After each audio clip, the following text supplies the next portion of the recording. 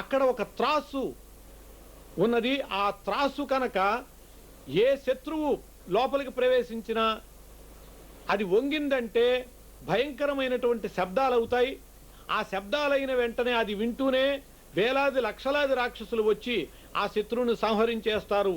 ఇది అక్కడ ఉండేటటువంటి పద్ధతి. ఏదైనా మామూలు మార్గంలో వెళ్ళటం కంటే ఈ నాళ మార్గం ద్వారా వెళ్ళటం మంచిది అని చెప్పాడు విభీషణుడు. వెంటనే ఆ నాళ మార్గానికి వెళ్ళటానికి ఒక భయంకరమైనటువంటి రాయి అడ్డం ఉన్నటువంటి ఒక బిలాన్ని తెలియజేస్తే ఆ రాయిని తొలగించి ఆ బిలం ద్వారా వెళ్ళాడు. వెళ్ళి హనుమంతుడు ఏటి ఒడ్డున చేరాడు. ఆ ఏటి ఒడ్డున చేరి అక్కడ ఒక జమ్మి చెట్టు ఉన్నది. ఆ జమ్మి చెట్టు ఎక్కి అక్కడ ఉన్నటువంటి పరిస్థితుల్ని చూద్దాము అని చెప్పి ఆ హనుమంతుడు ఎప్పుడైతే చెట్టు ఎక్కాడో అతని కంట ఆ బంగారు పాత్ర తీసుకుని సంకెళ్లతో వస్తున్నటువంటి ఆమె కనపడ్డది. ఆమె ఏడుస్తూ వస్తోంది. అలా వచ్చేటటువంటి ఆమెను కాస్త యువతలకి రానిచ్చి తాను ఆమె దగ్గరికి వెళ్ళాడు. వెళ్ళి హనుమంతుడు అడిగాడు, ఏమమ్మా, ఎవరు నీవు? ఇలా ఏడ్చుచున్న కారణం ఏమిటి? నీ పరిస్థితి చెప్పవలసింది అని అన్నాడు. అనేటప్పటికీ ఆమె చెప్పింది, నాయనా, నేను మైరావణుని సోదరిని. నా పేరు దుర్దండి అంటారు. నా భర్త పేరు కాలదండు. నా కుమారుడి పేరు నీలమేఘుడు. ఆ నీలమేఘుడు అనేక రకాల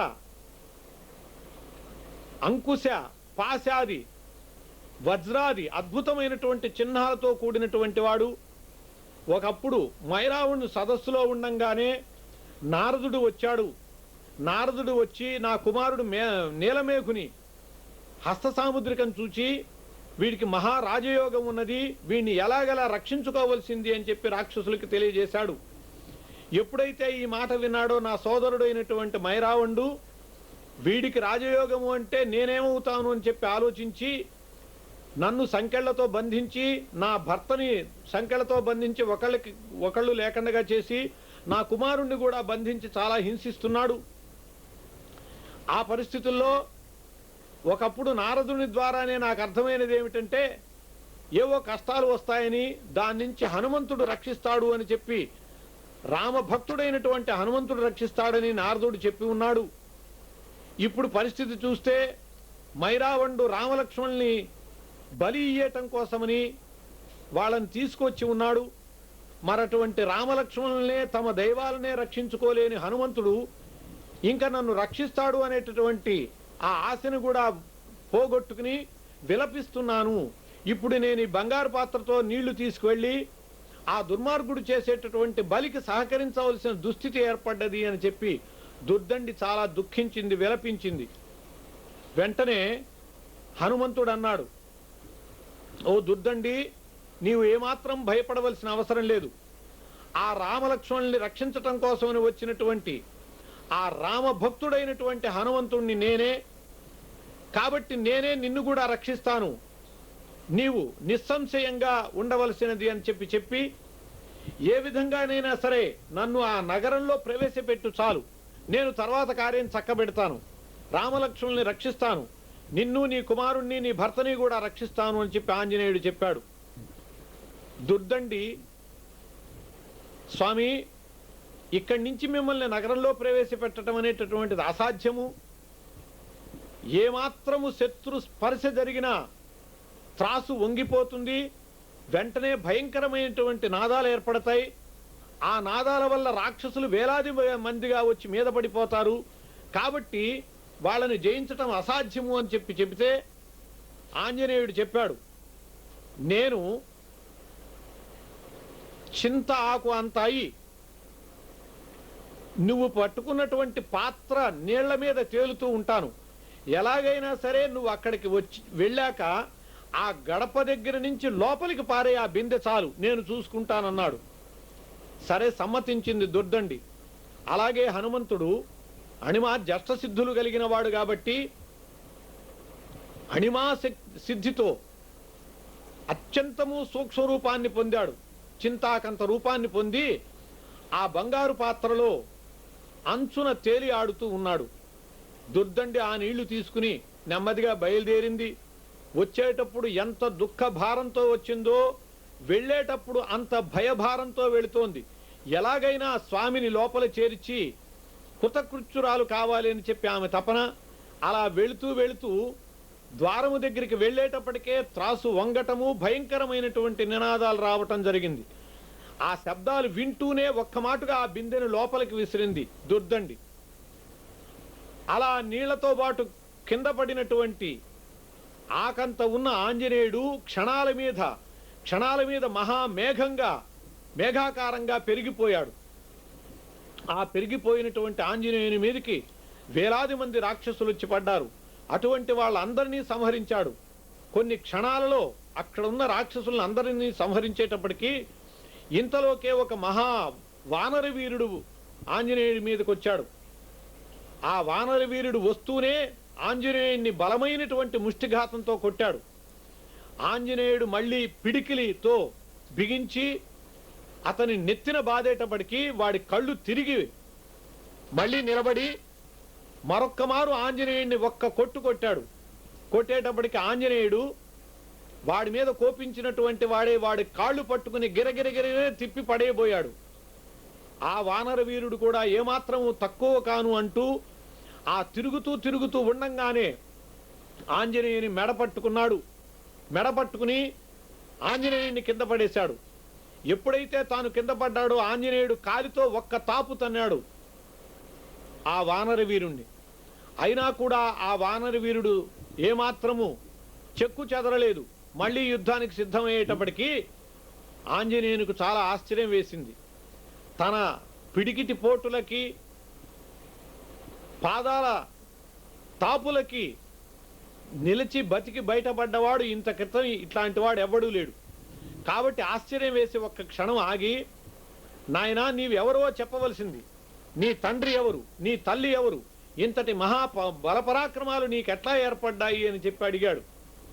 అడిగేటప్పటికి అప్పుడు ఆ వానర వీరుడు చెప్పాడు, నీవు యుద్ధం చేయవలసినటువంటి సందర్భంలో కుశల ప్రశ్నలు వేస్తున్నావు, అయినా నువ్వు అడిగావు కాబట్టి చెబుతున్నాను.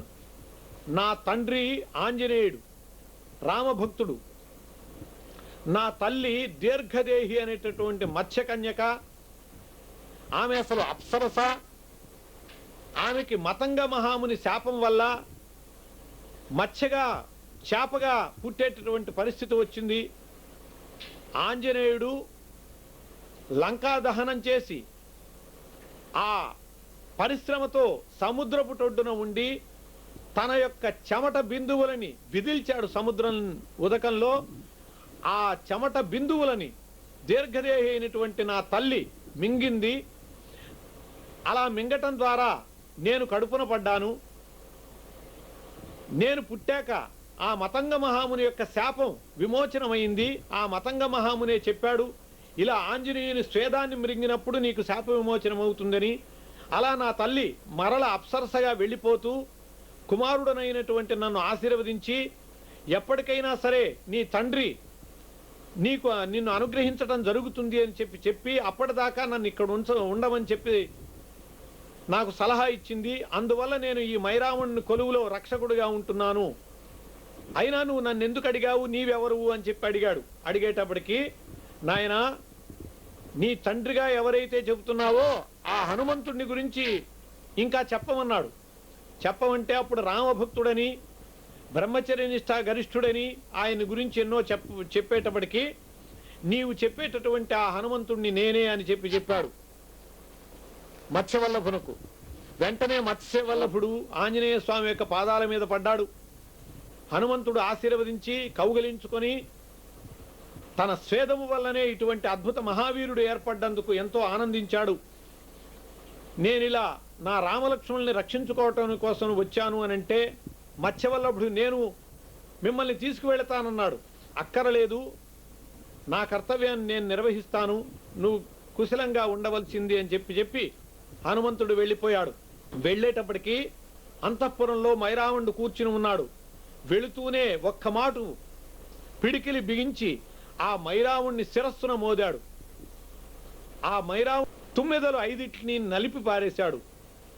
ఆ దశలో మైరావణుడు ఏడ్చాడు, దుర్దండి సోదరి, నీ సోదరునకు నాకు ఇట్లా అపకారం చేయటం ధర్మమేనా అని అడిగితే, ఇంతగా నా భర్తని నన్ను నా పుత్రుని కూడా బాధించేటటువంటి నీవు ధర్మాలు చెప్పేవాడివా అని చెప్పి అన్నది. ఆ విధంగా మైరావణుణ్ణి సంహరించి దుర్దండు కుమారుడైనటువంటి నీలమేఘుణ్ణి చరణించి విడదీసి అతన్ని రాజ్యాభిషిక్తుణ్ణి చేశాడు. నీలమేఘుడు అద్భుతంగా ఆంజనేయుణ్ణి స్తుతించాడు. అలాగే నీలమేఘుడికి ఆంజనేయుడు కూడా ధర్మంతో రాజ్యం పరిపాలించవలసింది, ఎట్టి పరిస్థితుల్లో కూడా రాజ్యం పాలయ ధర్మేణ, అధర్మము ఆచరించద్దు, ధర్మాన్నే ఆచరించవలసింది అని చెప్పి అతనికి అనుచరుణ్ణిగానే తన కుమారుడైనటువంటి మత్స్యవల్లభుణ్ణి ఉంచాడు. మత్స్యవల్లభుడు కూడా ఆంజనేయుణ్ణి ప్రార్థించాడు. కృతేషు పితరపుత్రాన్ వివిధేషు నియుంజతే తథాపి ననియుక్తోస్మి. తండ్రి, కుమారులైనటువంటి వాళ్ళని ఆయా పనుల్లో తండ్రులు పురిగొల్పుతూ ఉంటారు, మీ వలన ఎటువంటి పని కూడా నేను చెప్పబడని వాడినయ్యాను, మీకు ఏ సహాయం చేయలేకపోయాను అని చెప్పి బాధపడితే, ఇదిగో ఇప్పుడు నేను ఆదేశిస్తున్నాను, నా ఆదేశంతో నాకు అత్యంతము భక్తుడైనటువంటి నీలమేఘుణ్ణి ఆశ్రయించి ఉండవలసింది అని చెప్పాడు. నీలమేఘుడు సచ్చిదానంద రూపాయ సృష్టి స్థిత్యంత హేతవే కరుణారసపూర్ణాయ మంగళం శ్రీ హనుమతే అంటూ హనుమంతుణ్ణి అద్భుతంగా స్తోత్రం చేశాడు. అలా నీలమేఘుణ్ణి ఇక్కడ ఉంచి రామలక్ష్మణుల్ని తీసుకుని హనుమంతుడు వెళ్ళిపోయాడు. మైరావణ మదవారణ గర్వ నిర్వాపణోత్కంఠ కంఠీరవాయ అని చెప్పి ఇలా అద్భుతంగా మైరావణ సంహారం చేసినటువంటి వాడిగా హనుమంతుడు కీర్తింపబడుతూ ఉండంగా రామలక్ష్మణుల్ని తీసుకువెళ్ళి యుద్ధరంగానికి సిద్ధం చేశాడు. యుద్ధంలో రామరావణ సంగ్రామం అలంకారాల్లో అనన్వయాలంకారము అని ఉన్నది. అంటే వేరొకటి దీనికి పోలిక చెప్పటానికి లేకపోతే దాన్ని అనన్వయము అంటారు. రామరావణ యుద్ధమునకు రామరావణ యుద్ధమే సాటి అన్నారు. అంతకి మించిన యుద్ధం మరొకటి లేదు. అలాంటి యుద్ధంలో రావణాసురుడు యుద్ధం చేస్తుంటే ఆంజనేయుడు తన భుజాల మీద ఎక్కించుకుని రామలక్ష్మణుల్ని వాళ్ళ యుద్ధం చేయటానికి తోడ్పట్టం మొదలుపెట్టాడు. రావణాసురుడు హనుమంతుని మీద చాలా క్రోధంగా ఉన్నాడు. ఎందువల్లంటే ప్రతి చోట తనకు భయంకరమైనటువంటి అడ్డు అయ్యాడు. అందువల్ల రామునితో యుద్ధం చేస్తూనే ఆంజనేయుని యొక్క శరీరం అంతా కూడా భయంకరంగా బాణాలతో కకావికలు చేయటానికి ప్రయత్నం చేశాడు. అలా ఆంజనేయ స్వామి శరీరం అంతా పూచినటువంటి మోదుగ చెట్టులాగా ఎర్రగా కందిపోయింది. అలా అద్భుతమైన కాంతితో విరాజిల్లాడు ఆంజనేయుడు అని చెప్పి వర్ణించారు కవులు. అలాంటి ఆంజనేయుడిని చూచి రాముడు చాలా ఖిన్నుడయ్యాడు. రావణాసురుని బాణఘాతముల వల్ల ఆ పరిస్థితిలో ఉండటానికి ఈ రావణాసురుణ్ణి సంహరించటం ఎలాగా అని చెప్పి చాలా భయంకరమైనటువంటి ప్రయత్నం చేస్తూ ఉండంగా అగస్త్య మహాముని సాక్షాత్కరించాడు. సాక్షాత్కరించి రామరామ మహాబాహో శృణు గుహ్యం సనాతనం అంటూ గుహ్యమైనటువంటి చాలా శక్తిపూర్ణమైనటువంటి ఆదిత్య హృదయాన్ని రామునకు ఉపదేశించాడు. ఆ ఆదిత్య హృదయం వల్ల తతో యుద్ధ పరిశ్రాంతం సమరే చింతయా స్థితం రావణం జాగ్రత్తో దృష్ట్వా యుద్ధాయ సముపస్థితం అని చెప్పి ఆ రావణుని ఎదురుగ్గా అతను జయించటానికి ఎట్లాగా అని చెప్పి చింతిల్లుతున్నటువంటి రామునకు ఆదిత్య హృదయం ఎప్పుడైతే ఉపదేశించాడో అగస్త్య మహాముని, అద్భుతమైనటువంటి శక్తి శ్రీరామునకు వచ్చింది. ఇంతలో విభీషణుడు చెప్పాడు, రావణాసురుని యొక్క హృదయ స్థానంలో అమృత భాండం ఉన్నది, దాన్ని బ్రద్దలు చేస్తే తప్పితే ఆ ఉదర స్థానంలో ఉండేటటువంటి దాన్ని వాడు హతుడు కాడు అని ఆ విధంగా రాముడు బ్రహ్మాస్త్రాన్ని ప్రయోగించి రావణాసురుణ్ణి సంహారం చేశాడు. సశరో రావణం హత్వా రుధిర్ ఆర్ద్రీకృత చెవి కృతకర్మ నిభృతవత్తు స్వతూణీం పునరాగమత్ అని చెప్పి అలా రాముని చేత ప్రయోగింపబడినటువంటి అస్త్రము రావణుణ్ణి సంహరించి మళ్ళీ వచ్చి శ్రీరామచంద్రమూర్తి యొక్క అమ్ముల పొదిలో చేరింది. ఆ విధంగా శాశ్వతమైనటువంటి కీర్తి పొందే రావణ సంహారం గావించి రాముడు విజయశీలి కాగా, ఆ రావణ సంహారంలో అన్ని వైపులా తానే ముఖ్యమైనటువంటి పాత్ర వహించి హనుమంతుడు అద్భుతమైనటువంటి కీర్తి పొందాడు. రామ లక్ష్మణుల యొక్క విజయానికి కారకుడయ్యాడు. అలా రావణ సంహారం అయ్యాక సీతామ్మ వారికి ఈ విజయవార్త చెప్పటానికి కూడా హనుమంతుడే ఉద్యుక్తుడవుతున్నాడు అని చెబుతూ స్వస్తి.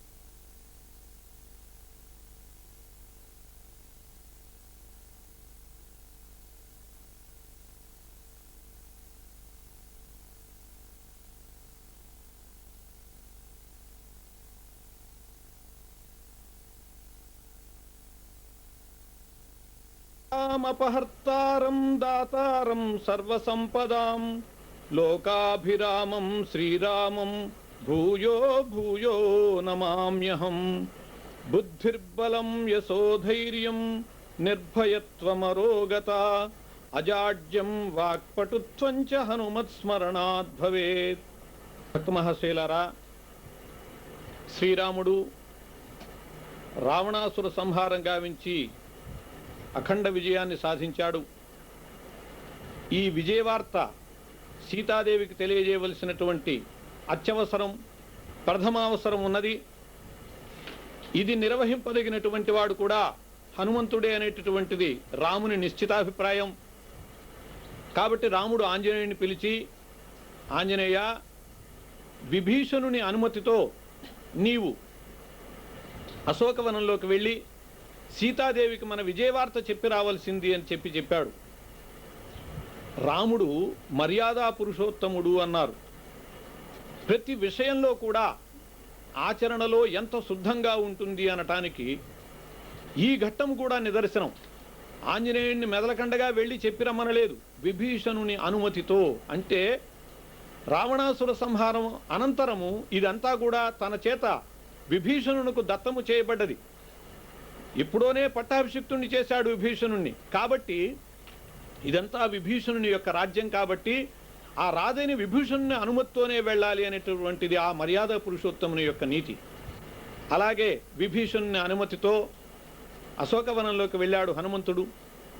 వెళ్ళి సీతాదేవికి చెప్పాడు, అమ్మా, శ్రీరామచంద్రుడు విజయం సాధించాడు, వారధి నిర్మాణం చేసి సుగ్రీవ సేనంతా కూడా లంకకి వచ్చి రాక్షస సంహారం చేయటం జరిగినది. ఈ శుభ విషయాన్ని మీకు స్వామి తెలియజేయమన్నాడు అని చెప్పేటప్పటికీ కొన్ని క్షణాలు ఆమె నుంచి మాట లేదు, దగ్గుతిగైపోయింది సీతాదేవి. ఏమమ్మా మాట్లాడవు, నీ అభిప్రాయాన్ని తెలుసుకుని రమ్మన్నారు, నీ ఆనందాన్ని తెలుసుకు రమ్మన్నారు అని చెప్పి ఆంజనేయుడంటే అప్పుడు తెప్పరిల్లి, ఆంజనేయ, ఈ మహదానందకరమైనటువంటి వార్త విని నేను ఆ ఆనందంలో మాట్లాడలేకపోయాను. ఇంతటి అద్భుతమైనటువంటి విజయవార్త, శుభవార్త చెప్పినటువంటి నీకు ఎంత మహోపకారం చేయాలో కూడా నేను చెప్పలేను అని చెప్పి ఆమె హనుమంతుని గురించి చాలా కొనియాడింది. అమ్మా, నీ మాట విని నేను రాముని దగ్గరికి వెళ్ళి తెలియజేయవలసి ఉన్నది అని చెప్పి అన్నాడు హనుమంతుడు. అని మరో మాట అన్నాడు, తల్లి, నిన్ను ఇంతకాలము కూడా ఈ రాక్షసీ జనము చాలా హింసించింది. నాకు ఒక్క అవకాశం ఇవి, వీళ్ళందరినీ కూడా జుట్టు పీకి చంపేస్తాను. వీళ్ళ కోరలు పీకేస్తాను, వీళ్ళని చిన్నాభిన్నంగా చిత్రవధలు చేస్తాను, నిన్ను ఇంత బాధ పెట్టినందుకు వీళ్ళకి తగినటువంటి శాస్తి చేస్తాను, నాకు నీవు అనుమతి ఇవ్వవలసింది అని చెప్పి అన్నాడు హనుమంతుడు. అంటే అప్పుడు ఆ సీతామాత అంటుంది, నపరః పరమాదత్తే, ఆంజనేయ సంతశ్చారిత్రభూషణా అన్నారు. సత్పురుషులైనటువంటి వాళ్ళు చరిత్రే భూషణముగా కలిగిన వాళ్ళై ఉంటారు. ఎప్పుడు కూడా శత్రువుని హింస ద్వారానే పరిష్కారం చేయాలి అని చెప్పి